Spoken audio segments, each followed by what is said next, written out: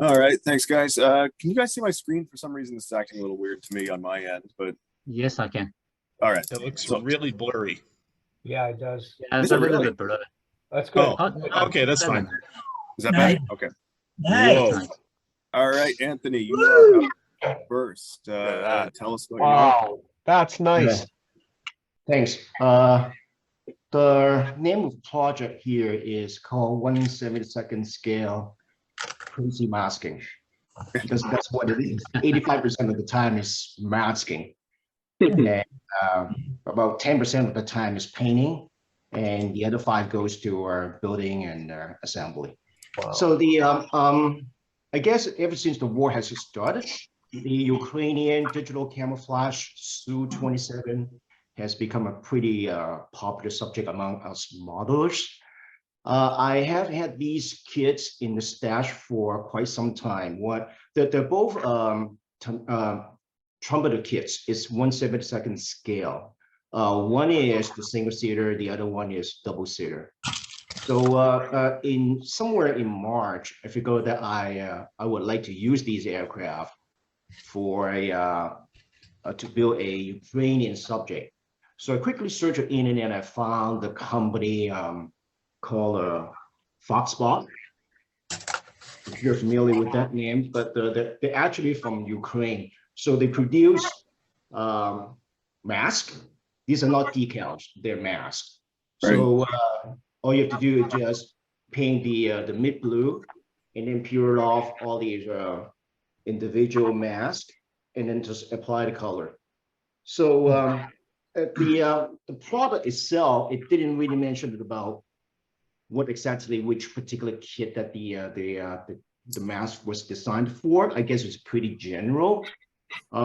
But I found out there's no problem applying on the trumpeter kits, especially the Su-27. Basically, is pretty flat, so no problem at all. The only 1 or 2 exceptions that I had to cut a long piece into several pieces in order to fit them all together. But basically, not a problem at all. Modification-wise, I use the Edward Color Photo Etch. But the photo etch package itself comes with a whole bunch of stuff, not just the cockpit, but antenna, and you can detail up the wheelbase and also miscellaneous stuff, a whole bunch of things. But I found out that it's not making too much of a great difference, so I only used the portion for the cockpits only. Other than that, I think, just like I said, most of the time it's just masking. But if you ask for my opinion, I think these masks are great. Itself is pretty tough, but the adhesive is good. That you do not, you won't lift up the underlying color. But my only advice is, if you peel it off after you paint it, better keep it at somewhere, because there might be a chance that you may want to reapply and repaint it again. That happened to me a couple of times. So, yep. Any question or comments? It's fantastic. Yeah, So yeah, Great job. Beautiful work. and you did it twice. Actually, that's the most impressive thing. One for each eye there, Anthony. All right. Thank you, Anthony, and I appreciate you being concise in your description. And so I should mention, Brian sent me 2 sets. One's about Sword and Brush Show. I'll hit that at the end, but it's a seasonally themed model first. Yeah. Thanks, Eric. Take it away. Yeah, that's the idea. It's seasonally themed. Okay. Great, fantastic. Yeah, real quick, it's just the Meng Santa Sherman tank, and went together okay. I haven't done a Meng kit before, but I was crossing my fingers and hoping for Tamiya quality. It wasn't quite that, but it was okay. It went together fine. Did some Tamiya snow effect on the base there. Also the clear coat is Tamiya Pearl, which I had never seen or heard of before. But if you look at it close up, if you look at the first photo close up, you can actually see there's like sparkle in the paint itself. It's really nice. It's hard to see otherwise, right? But yeah, I thought that was really cool. And yeah, I just threw it together for you guys because I knew nobody else was going to do one. I didn't know it existed, or I would be doing one. They're hard to find. You know, I was doing one last year, but you couldn't get one on short notice. I had to like buy it in summer and wait a month and a half and all this stuff. There you go. There it is in its natural habitat. That's not the one you got in Rochester, no, right? I didn't buy a Santa tank in Rochester. I bought the Jetsons. Right. Yeah, I bought the Jetsons in Rochester, and I built that. Right. Yeah. Jetsons? Yeah, the Jetsons. There's a Jetsons aero car model kit. It's quite large. It's a little bit toy-like. I mean, that's one reason I haven't bothered to show it off, but it's a big sucker. I enjoyed doing the base on that one, though. Great. All right, thank you. Thank you. That's really awesome. Thank you. Yep. The only Christmassy themed one that we got today. So we'll come back to you in a little bit. Can I just add something? Going back to Anthony's build there. Do you guys, any of you guys use frog tape? Yep. Okay. Yep. So you know the advantages of it, right? Yep. Do you want to explain them, Ralph? I'll let you do that. Okay, so the tape itself is masking tape, and if you get the yellow one, it's the closest one I found to Tamiya tape. But once you mask off and you take a wet brush and run it along the edge, it seals it completely. There's no bleed through. It's meant, But only on the yellow one. no, on the green one too. Okay. I haven't tried it on the green one yet. And the brush is wet with what? Both activated by water. It's meant for latex paint, Okay. Whoa. but the yellow one is the thinner of the two tapes. So it works great for masking. So I Great. guess it's kind That in there. of like the new solution for the old school way of masking and spraying the original color over the sort of area to seal the paint job. If you're spraying Same like idea. white or yellow over it, right? Yep. Very cool. Thank you. All right, good suggestion. Dennis, you are up next with a wide variety today.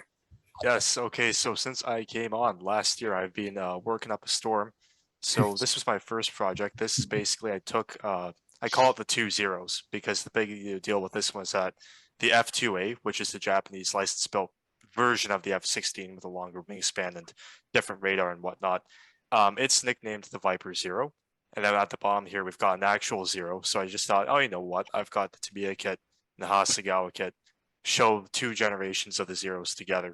So that's in 1 to 48. Very Cool. nice. That's great.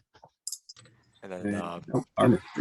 the next one I was working on is, so in the little modeling club that I run, we've got basically this fictional island nation called the Horizon Islands, which exists in the South Pacific. It's sort of a way that we can basically take old Shelf Queen projects, paint them in a cool tropical camouflage, and then say, hey, it belonged to this nation, and then do whatever we want with it. So this is the Tamiya T55. I basically used mini art tracks to get the the track sag on it, and I 3D printed Contact 1 ERA bricks that I had designed on Tinkercad. Printed those up, did that, and painted it with oils to try and get a rusty abandoned effect. What are the 3D parts? So if you see all the explosive reactive armor bricks along the turret and on the front of the hull, those I designed and then 3D printed. Well, Harvey, there you go with your discussion on whether 3D printing is allowed in modeling. Yeah, we can talk about that later. Why don't we do that, Derek? That's another discussion. Yes, let's talk about that later then. Okay.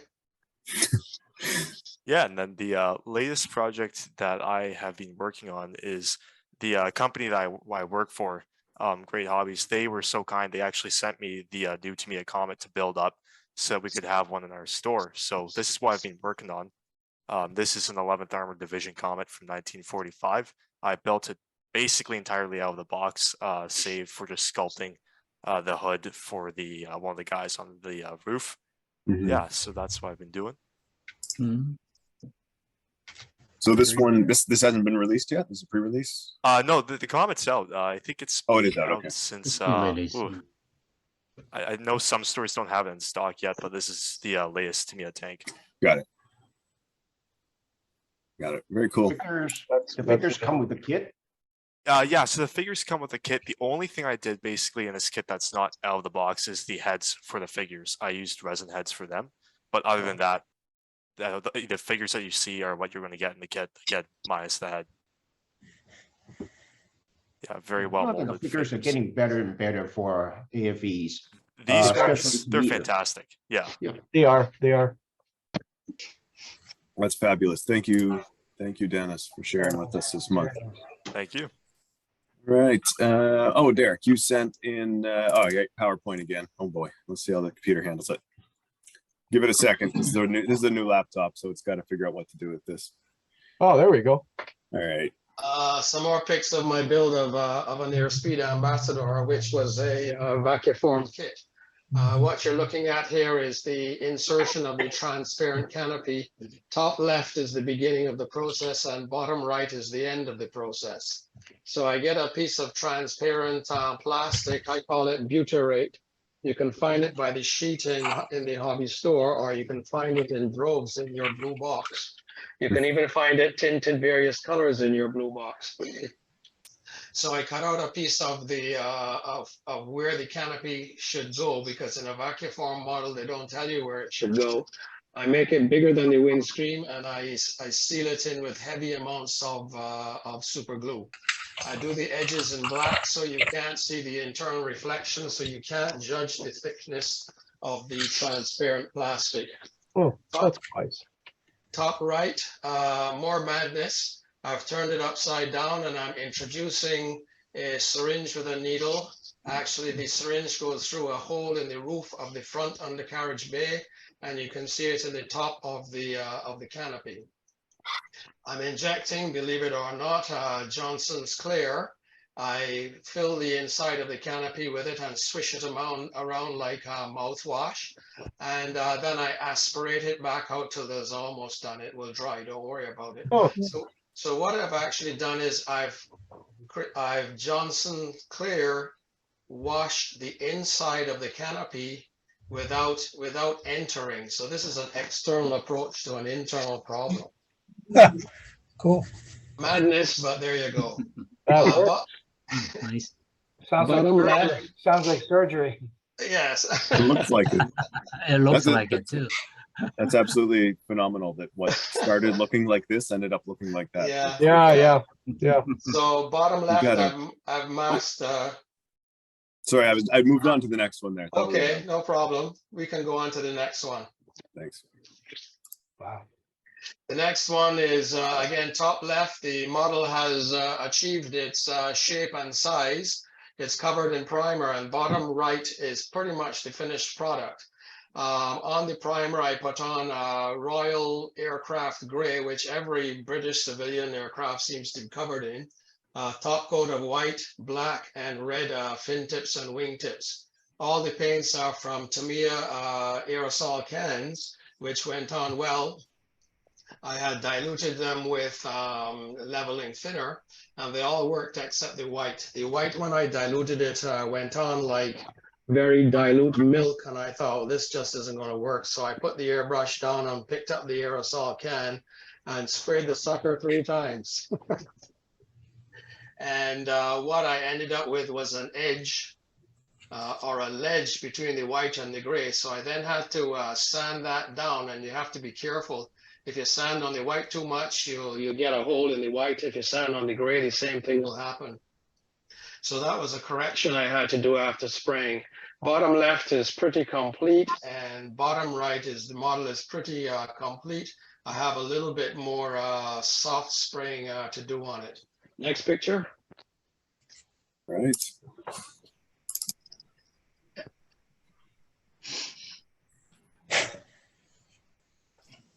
And the propellers were another challenge. The propellers that came in the vacuum form kit, I wouldn't give to my poor cousin. So what I did was I found in my spare box some resin propeller spinners. They were too long, so I had to cut them shorter.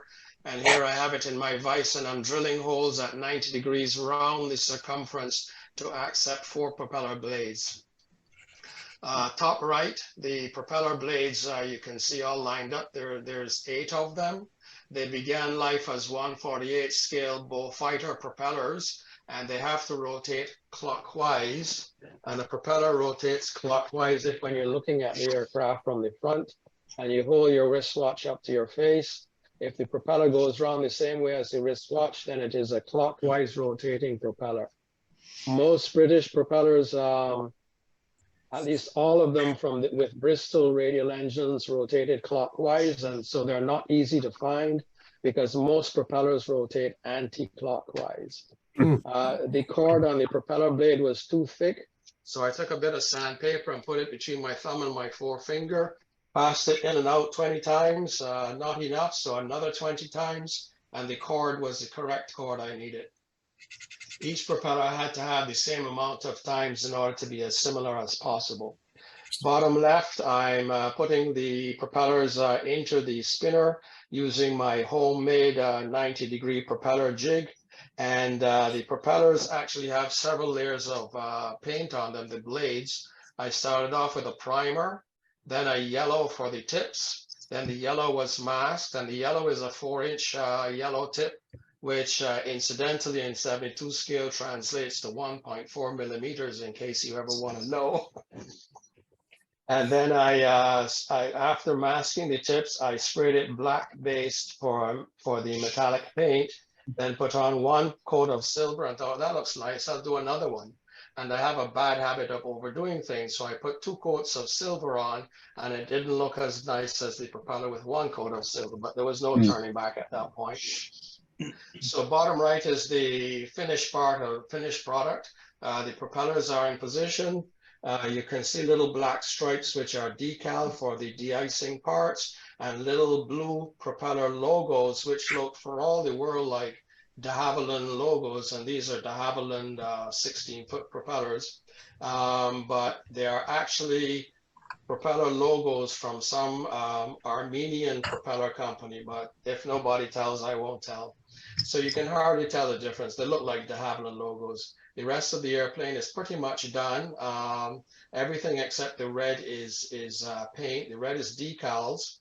The little white down Air London is individual letters, all put in position. They have to be right position relative to each other, up and down, slanting, etc., etc. And this curve here at the bottom of the cockpit is black decal, which just went into my 3-hole punch and provided a curved edge, which just happened to match what was needed perfectly. So that was good for that problem. Anyway, I'm actually done the airplane now, and next time I'll show some of the finished products. And after that, I'll get into something with 3D printing, and then we can get into that controversy. So that's it, guys. They're excellent. Thank you for taking us along on the journey on this one. It's Beautiful build. I'm almost out of the rabbit hole. Can I ask a question? You guys sort of chuckled when he said 3D printing. Is there some sort of ruling that is a no-go for 3D? Well, that's what we're going to talk about later, Ralph. It's a good time to talk about that after we do the show and tell. All right. But yes, there's controversy, but we'll keep going here. Lorenzo. Hey. Oh, hi. Hey, how are you doing? Good. These are just some of the ones. I think I don't know if I've shown them before, but they all got decals on now, and they're gloss coated, just waiting to be finished. That's the AMT P40, done as a Tuskegee Airman. Nice.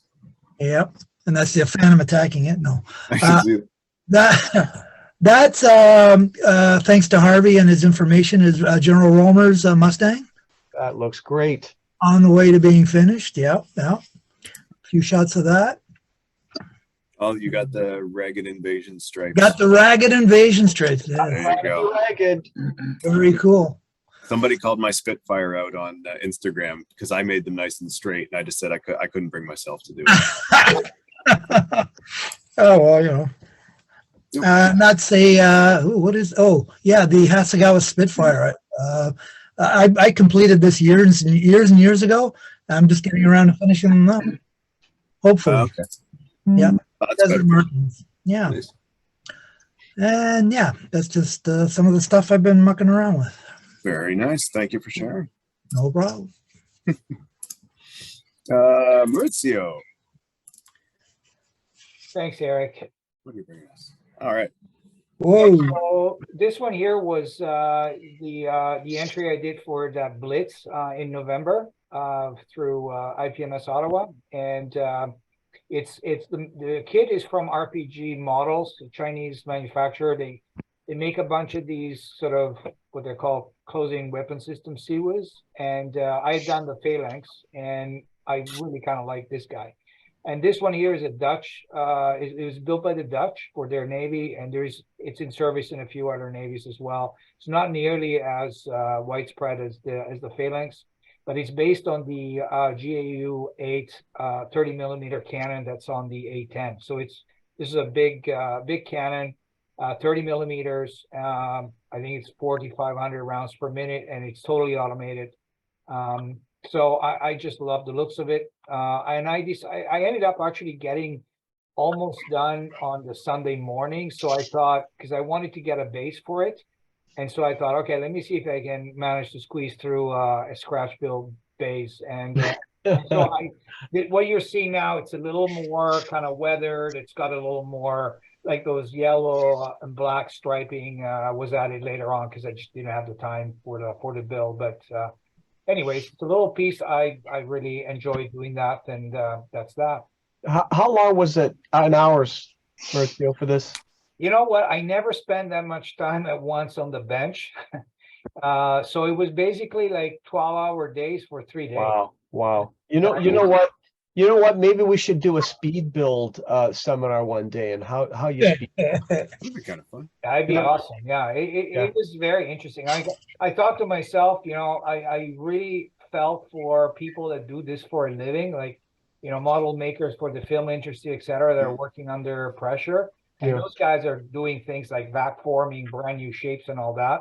And they've got the timelines they usually talk about, like, are crazy. Like, you got 3 days to build a whole spaceship or something. So, I mean, it was really educational for me to spend that much focus time on a single model at any given time.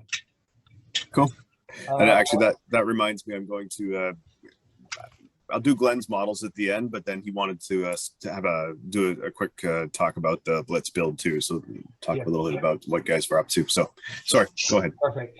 So this one here is it's a model. It's a resin model. I think I shared it last time as well, but it was still on work in progress. But it's actually a scene that's really happened. In 1958, they had this Commonwealth Transantarctic expedition where they cross Antarctica via the South Pole in 59 days using these vehicles. These are made in Oregon. They're called Tucker snowcats, and they got stuck oftentimes in these massive crevasses that would open up because oftentimes these crevasses are really covered by ice bridges, and when the vehicle comes over, crosses it, the bridge collapses, and suddenly you have this massive void, and you got to figure out a way to pull this thing out. And they always did. The engineers would get around to figuring out a way to pull this thing out with ropes and chains and various implements and get them to safety. So it was an amazing sort of photograph that I saw, and I thought, I got to build this, and I found this kit. Put it together. It was hard. I mean, resin is hard it's fewer parts, but boy, it takes forever to work the parts. You gotta cut them, sand them, shape them, and all that. So that's that. And if you move to the next one, Eric, it's sort of a side by side. The left one is the real one, and the right one is what I recreated. So it was a lot of fun. I really loved it. It's good. Wow. That's fabulous. I can't be the one who thinks that the one on the real one looks like more of a toy than the actual model does. It doesn't happen too often. That's right. Well done, Maurizio. Yeah. Thank you. Yeah. Really nice. Ming, you've shared. Okay, we've got some pictures and then a movie that may hopefully work at the end here. So let's start with the. So let's do the photos white one first. Let's do the schematic first. If you can choose the overall view. A picture of the overall view. Okay. Of the tank. You like that one? The one below, maybe. Sorry. Sure, no problem. Yeah. One of these. This guy. Second last one from the left. Yeah, that's right. That's right. Front 3/4. There you go. 3/4. Yeah, 3/4 view. Yeah, that's right. So this is intended to be, well, about a month ago, I know that I will be pretty busy in the last month or so. So so I decided not to do anything complicated. This is straight. This is built straight out of the box, and one of the intention of this bill was actually get something finished in reasonable time, rather than doing all sorts of complicated things. The other thing is to practice a little bit more of the white glue technique that I used in 2 models ago.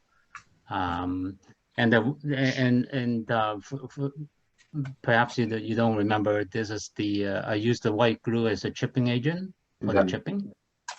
So the first model I did was a farm tractor, which is very, very small. So the surface areas are a little bit small, but this one is a little bit bigger. So I need to adjust it a little bit. So there is a lot more space for chipping. And there are some areas that are heavier and some areas that are less heavy. And I don't want to spend all my time doing individual spots. So I end up adjust the technique a little bit. For doing the chipping, I actually use a sandpaper. So there is a lot of dots, and I don't want to do every single dot of it. So I actually cover the area that I want to do chipping on, press the sandpaper down a little bit harder, and then without moving the sandpaper, I rub on top of the sandpaper, and then I just peel off the sandpaper, and there's a whole bunch of dots. So so with the chipping agent underneath, this is 3 layers of paint, 3 layers of stuff. The first layer is the green, the original paint of the original color of the tank, and then I have a matte varnish on top of it, and then I painted a layer of white glue and water solution, and then I paint the white.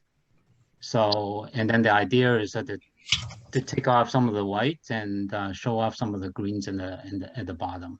So and then I use the sandpaper for that. I think it's a good adjustment, and trying to figure it out. This is quite a large area to do. The entire tank is white, so that speed up the process quite a bit. And yeah, so it works. And if you can show one of the ones on the top, there are more chipping on the top. The third one from the right. That's one. Yeah. This one? Yeah, that's the one. Yeah, that's the one you were going after. Yeah, okay. Yeah, there you go. And of course I'll post all these pictures online so anybody can take a look. Right. So yeah, you can see the different areas of I don't know, I may have done a little bit overdoing it, but not too much, I guess. I hope. So yeah, the result is quite I'm quite happy with the results and enjoying the shorter time to finish the project. Excellent. And then your Sherman here, where do you want me to start on this one? Can you try to run the video? I think the video says it all. Yeah, let me see. I don't think we'll get audio here. I didn't click that button when I went to share it, but we'll at least get to see it. Oh, yeah. It's alive. It's alive, yes. What scale is that? 1/16 scale. Oh, wow. It's quite heavy. And it is one of the kind. The reason why I bring it up is that, I mean, I was saying that I was kind of tight in time in building models. So I figured out when I have a little bit time free, I actually revived this model that I built from 24 years ago. What kit is that there, Ming? Huh? What kit is that again? This is a Tamiya kit, 1/16 scale M4 Sherman. I remember those. Oh wow, that's hard to get. That's rare. Exactly. It is called a computerized tank, and they did it once and they never do it again. Wow, that's pretty rare. So what you see over there when the tank is running is after I trained it. So you hook it up with a control, Right. with the wire control box, and then you run it the way that you want it. You unplug the control box, and then it runs, repeat the move that you did. Huh, isn't that cool? Don't scare the cat. So Yeah. it's massive. That's pretty it's quite cool. heavy. The other aspect of this, when I built it 24 years ago, and I was surprised that after 24 years, I plug in the batteries and then move it a little bit, and then it just works. It looks great. So obviously they were doing it with a RC in mind, right? With the computerized moving around. So they skip a lot of details, right? So all the handles and all that, and hooks and all that, they are all solid molded, or they're missing altogether. So I did a lot of work in terms of detailing it.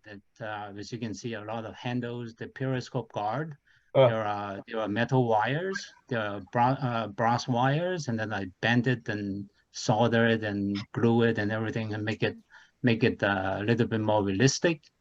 So Eric, if you can show one of the detail picture, and the hand over there is show you the size of it.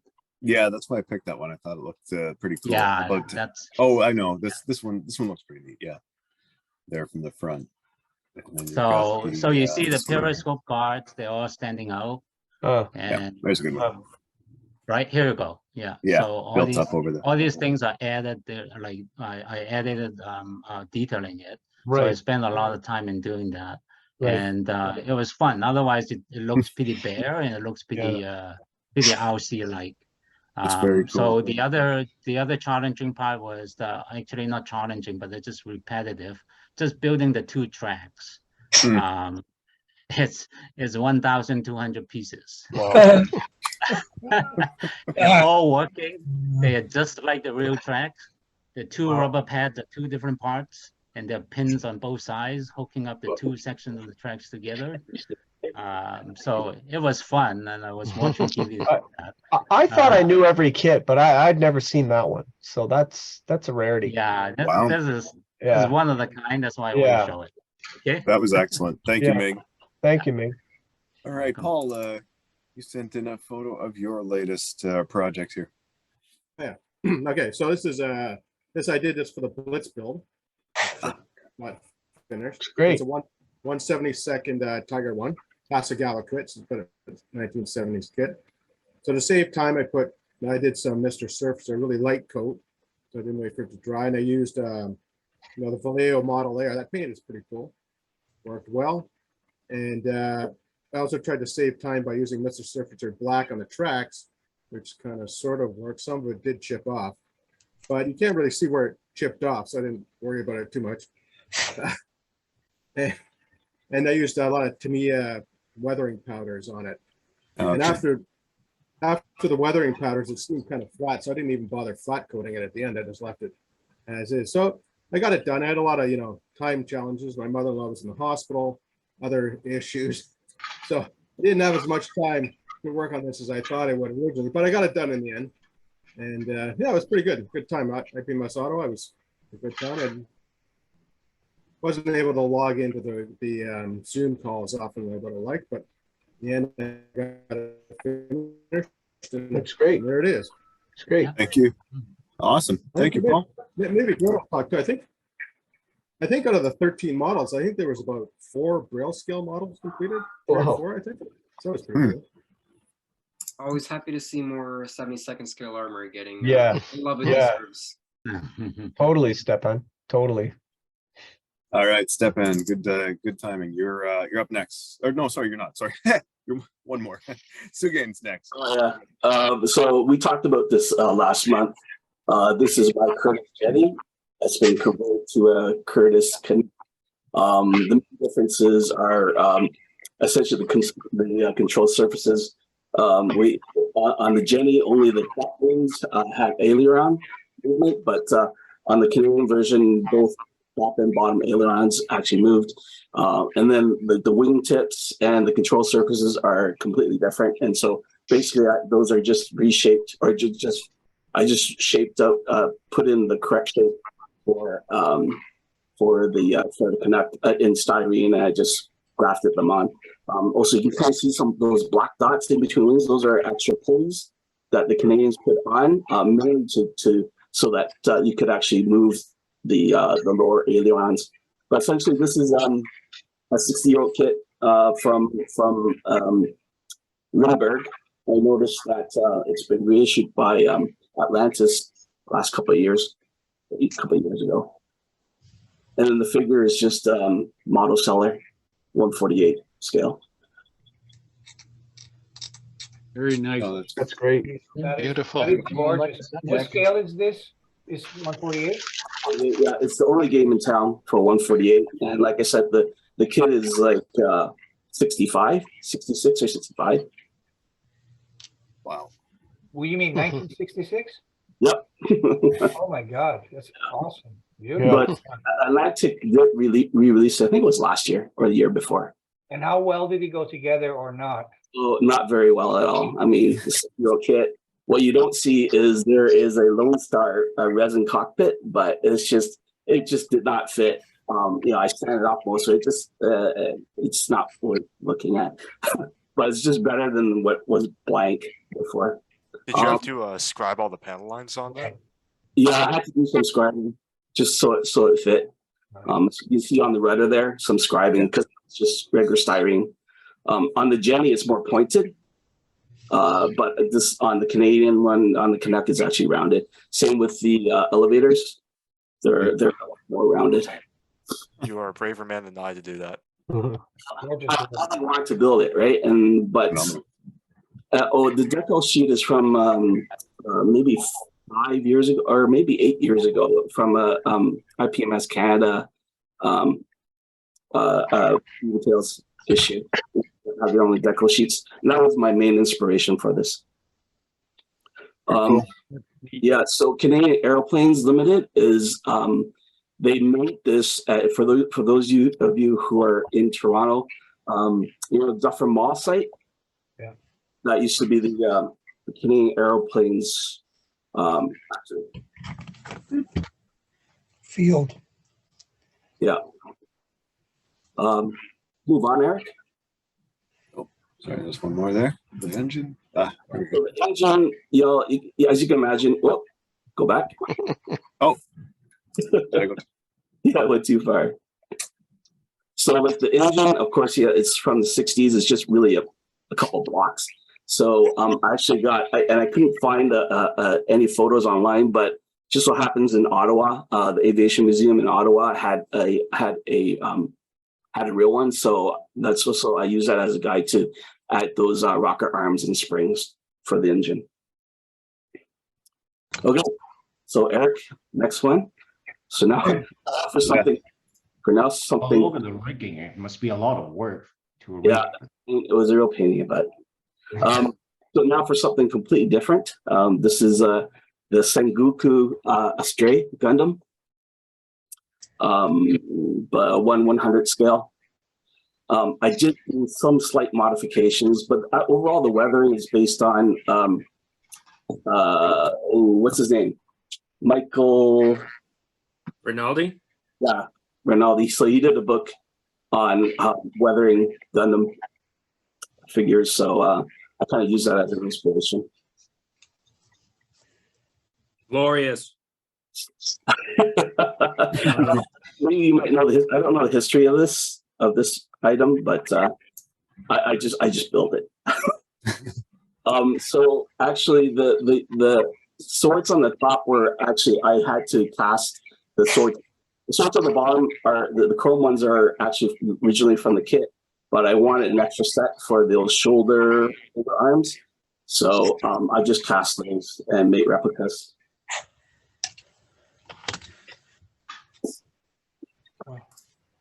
Very cool. All right. Okay. Thank you so much again. Now, Stefan, sorry for jumping the gun there. I think I saw the rigging, and I thought it was yours, but here we go.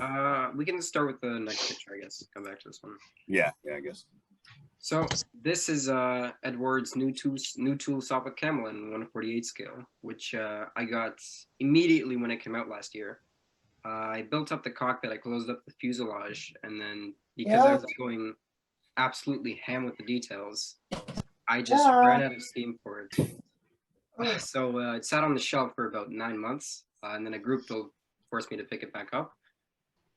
Here's the result. It's painted in Captain Roy's Brown's livery, who was the pilot that allegedly shot down the Red Baron. Wow, nice. And the kit goes together very, very, very well.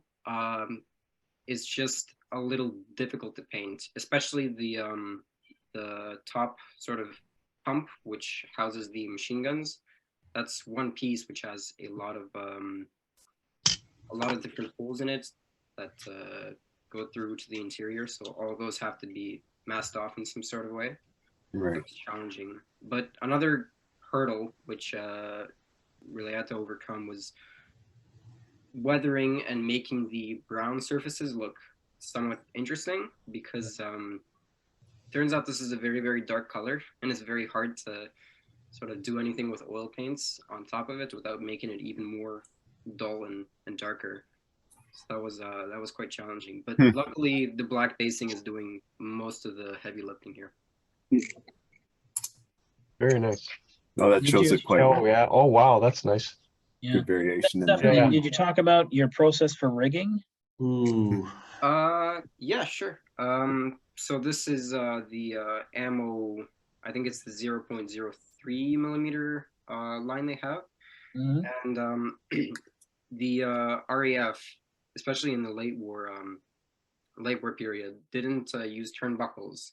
Instead, a lot of the tightening processes were inside the wings that were accessed through hatches on them. So instead of turnbuckles, I cut little pieces of really, really thin tubing and used those as sort of anchor points for the rigging, which was a challenge because they're absolutely tiny.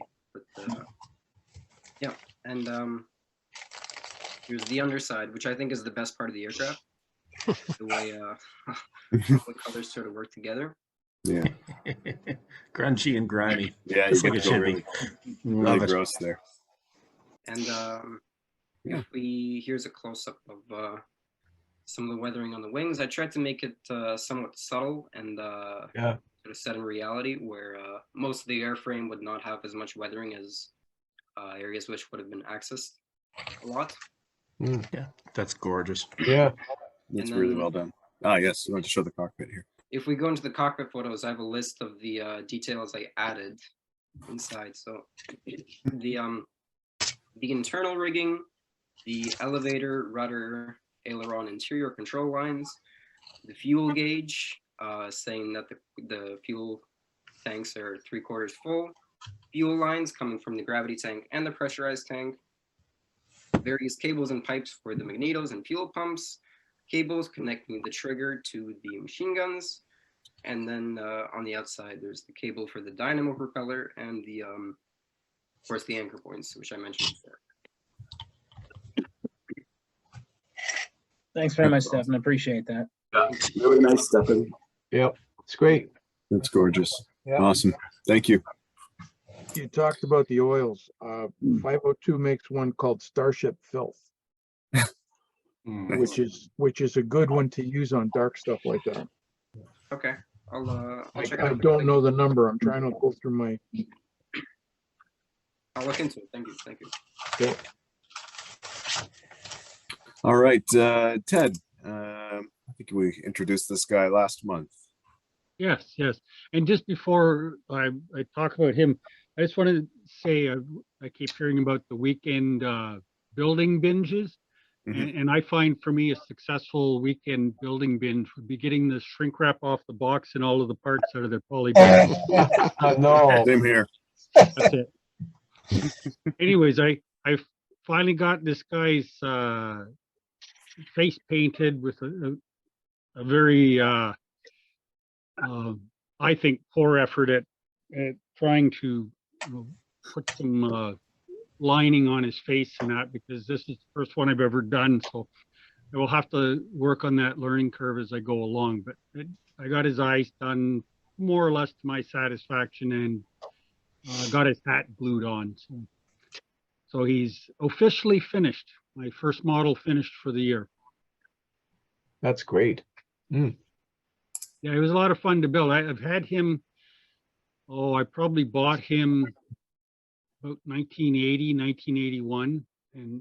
And somewhere along the line, while I was drinking, I didn't realize, but I had scraped all the seams off and filed everything smooth again. And then I primed him in metal primer, and then he just sat in a box, in his little box for I guess about 38 years. And I finally decided I got to get this guy done because I had a book on him and everything. So Yeah, royalist, sure. yeah, yeah. It's a very interesting time period. I have to get some books on it and read about it because I wouldn't mind getting some more figures of that time period. They're very colorful, and it's really, you don't really have to work too hard at accuracy because both the Royalists and the New Model Army, this is a New Model Army guy, they all pretty much wore a hodgepodge of the same stuff that came from I guess the 1830s and 1840s. They just had uniforms left over, and in 45 they were fighting in earnest to deal with King Charles and the power struggle, which ended in 1860 when, not 1660, I think. When the King Charles II finally came back from England and they overthrew the Parliament guys. But anyways, that's my piece of work. Nice. Very cool.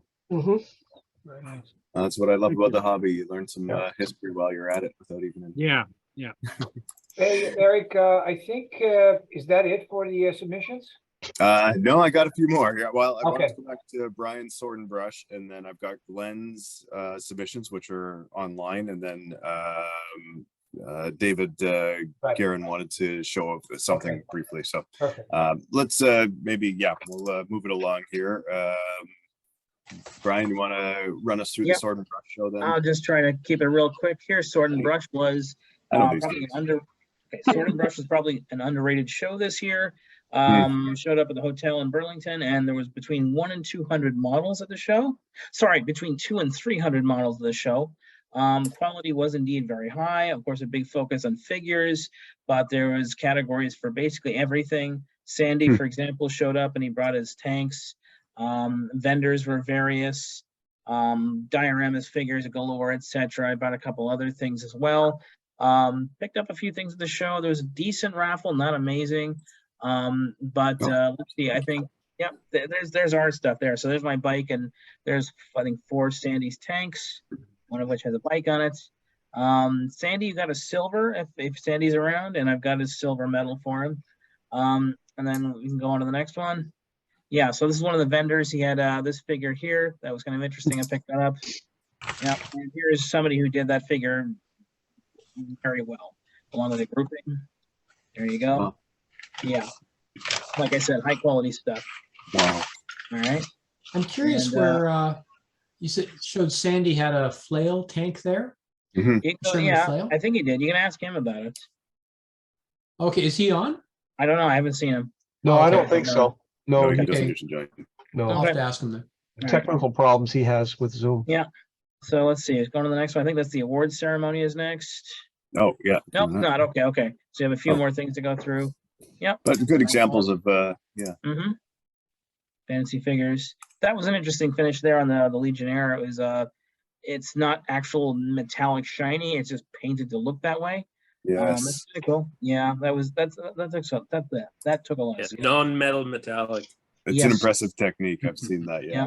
Yeah. There's a great. There's Bismarck there. There's a table full of all the miscellaneous stuff.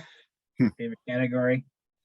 And there's a really cool one. It just shows you the variety of stuff you can do in modeling. It doesn't have to all be paint, you know. This one won an award. I forget what it was. The Hobbits. Yeah, this one here, the Hobbits there, and the Death guy. I think all that is handmade. It's pretty cool. Wow. Yeah, look at the tree, right? All right. This guy won the. Oh, go back a second. Yeah. Go back.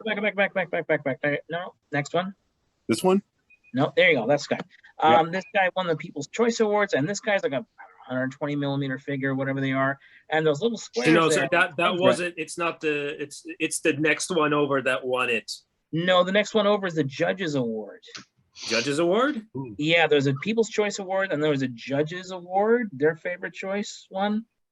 Oh, okay. Yeah, it's 'Cause weird. I thought Simon. I thought because I know Simon. I thought he actually got the People's Choice. Maybe I misunderstood, but there are two different things here, and I think this is the guy that won the People's Choice. But I was really impressed with like the little squares on the guy's, the bangles on his waist and up on his headdress, especially. I saw the waist ones first, and I thought, oh my god! And then looked at his headdress and found an arc as well. So that was just tiny, and it was done beautifully, crisply. So I thought that was really good. Bad So photo, sorry. that was a 120 millimeter? I don't remember. It was maybe like about that tall, Wow. And this guy here, the samurai, that guy I think won the Judges' Choice Award, something like that. I think it's the opposite because knowing the judges, they would have not probably picked this one. My guess, but I don't know. Okay. I wasn't there, but I'm pretty sure Simon said that he won the People's Choice, which is this guy here. Okay, I can tell you that. I mean, this guy, the samurai guy, I think that's on their site now, or I think I saw it published by them. Anyway, yeah. All right. So then, okay, If you look for Simon Lamb, if you go to Simon Lamb's display case, he's got all his it's display case, on Facebook. Okay, fair enough. It's on Facebook. Okay, so this is the award ceremony here, and you can see all the modelers lined up with the awards. I forget which one I am.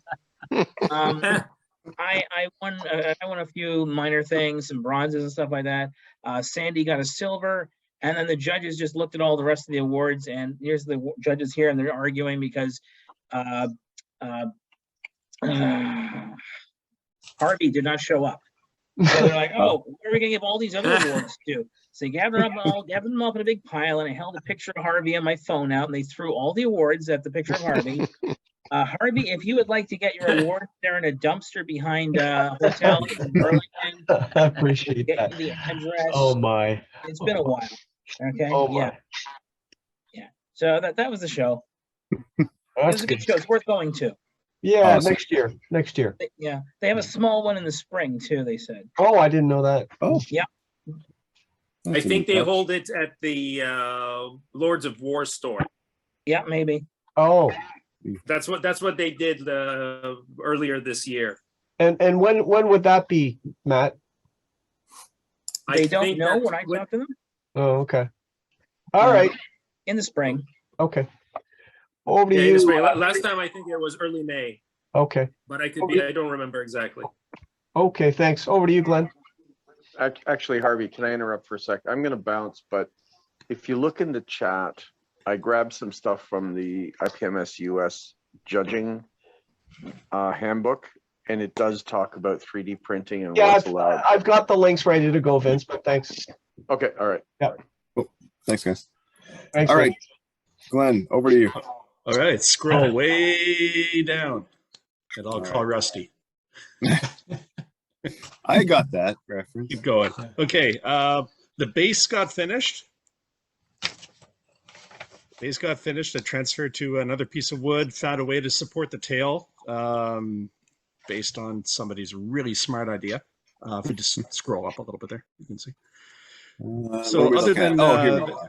yeah, there it is. So the base got finished. There's the final base-ish. The tail support works beautifully. And the last thing I actually had to do on this thing was create seatbelts, because even though the pilot figure is very, very nice, I did not want to pose it with a figure on it. So thanks to AirScale for giving, wonderful examples of 1/24th scale. I worked with one of my friends who does 3D printing, and he created all the buckles for me of the appropriate size. Wow. Yeah. Wow. That's cool. Yeah, it was a little bit of trial and error, but it worked out well. So after that, it was just a matter of creating belts from masking tape, piecing them all together, and the shoulder belts were done. They were all adjustable. They worked just like the real thing. Again, thanks to AirScale for putting together really good illustrative diagrams on how these things are constructed. and the lap belt actually works, which I was really, really happy about. So yeah, that's the finished thing, and I brought it over to a build night at our hobby store, and it broke. Oh no. Yeah, the rotor assembly was a press fit onto the spindle pin, and eventually it just gave way under trying to press it on and pull it off all the time. So it broke in my hands at the store. It did not go for. You just tried to make it fly.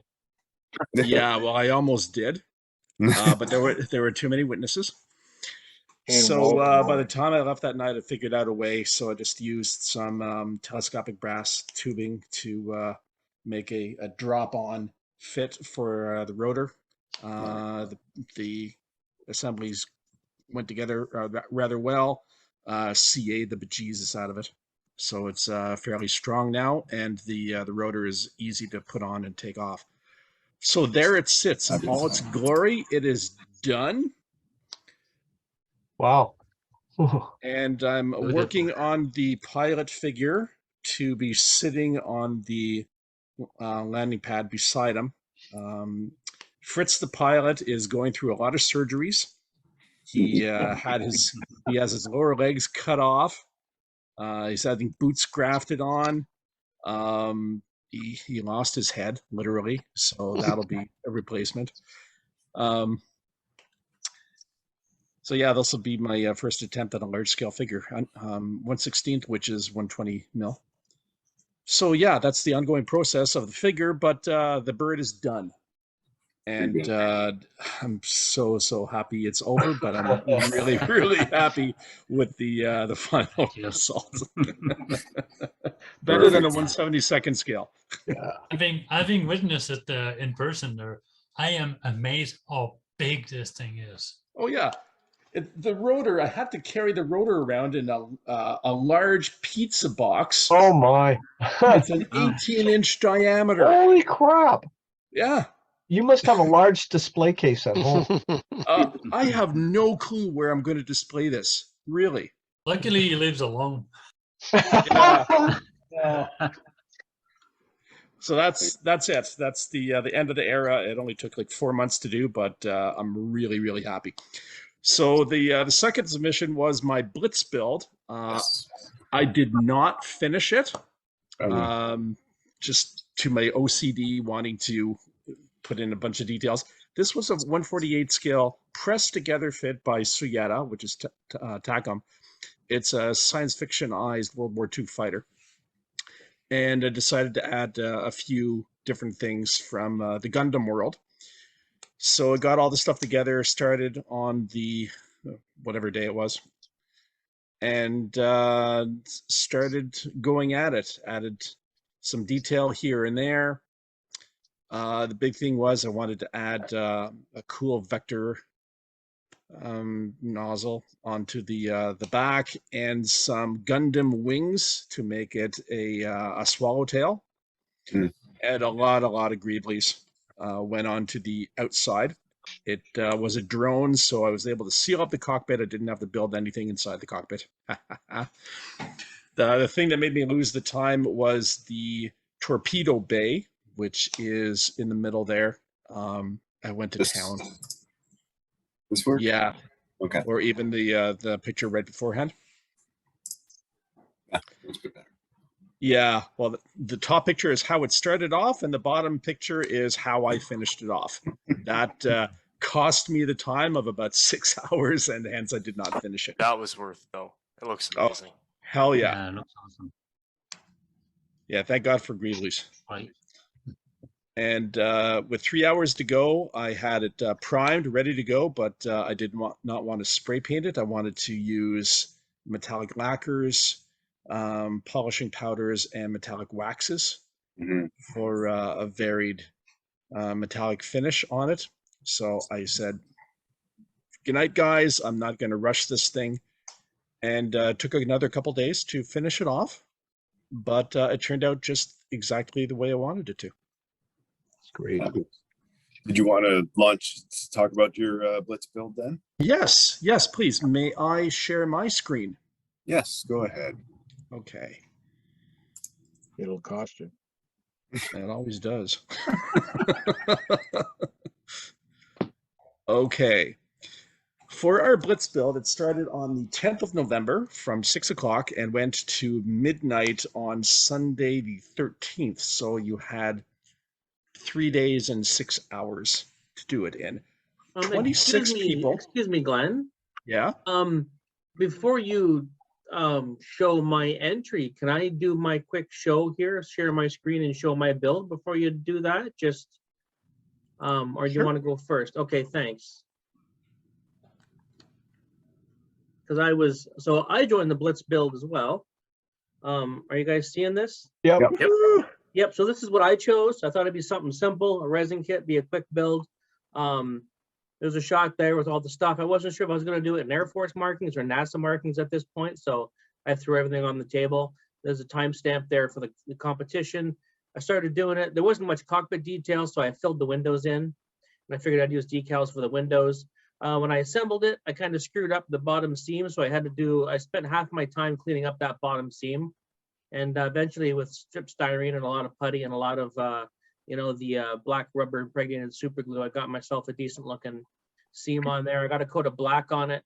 I wasn't too happy. What you can't see after this, I can see a lot of sanding marks still, so I gave up 2 or 3 heavy coats of Tamiya rattle can primer because there's not much detail on this anyways. There's the finished result there with the timestamp again on Sunday night. So I got it done in time on the weekend. And here's a few beauty shots of it. I decided to go with fluorescent orange instead of the yellow they show on the kit top. I thought if it's supposed to be a lifeboat, then I might as well, do it so you can see it, right? There's a shot of the black on the underside. I kind of thought like, thermal protection system with, a reinforced carbon nose like the space shuttle had. There was a top view there. I had a lot of decals in my spares box. I had these RCS thrusters up front and some little RCS thrusters there. I gave it my lucky number 13. I had these round windows from some earlier project I did for a commercial space company here in Canada. And then some of the kit decals went on there for the Air Force markings and stuff like that. The rocket nozzles on the back are some of those wave option part nozzles you can get. Back when I had a resin business, I made a mold and I made like 1 million of these. So I have bags and bags of these nozzles and resin kicking around that I used to use for all my scratch builds and all my detail and stuff like that. As a bit of a joke, I put a couple of universal greeblies on the back. Anybody who knows Adam Savage and his talk of universal greeblies, these things are on basically every single Star Wars model ever built for any of the movies. I think it's the bearing cover off of Carl Morster maybe, or off of one of those big rail guns in 72nd scale. You armor guys would know that. So there's another top view of it there. And that was my build. I did get it done with a few hours to spare. A lot of the time, I had other obligations on the weekend. So my entire Saturday was pretty much shot. I was gone for the day. So that's it. It was a lot of fun. A lot of guys, a lot of laughs, and enjoyed it. Great. Thanks, Glenn. Thanks, Glenn. Cool. All right, I'm muting here. All right, we had 26 entries, 3.25 days. In the end, 13 managed to finish, myself not included, for the second time in 2022. But so from 13th place, we had Louis Pichet from Ottawa with Rebel 48 scale Apache. Seems like. In 12th place, we had, I can't even pronounce the name of this. It's Das Work 135th scale, really wee tank. I don't even know what it's called. Twin barrel on it by Patrice Tiermarsh, also in Ottawa. We had 11th place was Johnny Yu. I think he's in Toronto, if I'm not mistaken. It's a He's Waterloo. Waterloo. Okay. It was a hypersonic missile, I think. Yeah. Ballistic missile. It's a Chinese hypersonic ballistic missile. Yeah. That's the one. Yeah. 10th place, we had Paul Wesley, who was here and who showed his armor. for 10th place. 9th place, we had Benoit Bonnier from Ottawa, IPMS Ottawa. This thing is 1/144th scale. Wow. Yeah. And I personally witnessed the pain that he went through getting all those decals on. So it is quite the wonder, and it's really, really tiny. In 8th place, we had Brian Latour, also from Ottawa, doing a really badly molded resin kit, but he managed to make the silk purse out of the sow's ear, so to speak, for 8th place. 7 was Peter Renault. He made a Meng, I think it's a tune scale from the Wandering Earth, one of the vehicles there. And the top 6, we had Grant from Ottawa, did a 72nd scale T80 with explosive reactive armor. So if the 72nd scale aficionados in the crowd, yeah, they did well. 5th place was Robert Adams with a 48 scale Messerschmitt. And 4th place, we had Paul Eastwood, who did a Ukrainian it was called Ukraine 2022, just the turret. And our top 3 were Frank Donati with a 72nd scale Soviet T-28 medium tank. And second place and first place were trading back and forth. It was so close. Second place was claimed by David with his wonderful Convair. And first place was claimed by Maurizio with his Goalkeeper. So thank you to the people who participated. Anybody who would like to do any of their Blitz builds on their own, we're more than happy to send you the information on how we did ours. So looking forward to other people joining us for the next one, which will probably be Easter of next year. Great. Thank you, Glenn. Thank you, guys. Maurizio, that is it now. Finally, for the show and tell, we got a lot of busy people this month. Yeah, it was good though. I mean, That was fantastic. very productive. So, Indeed.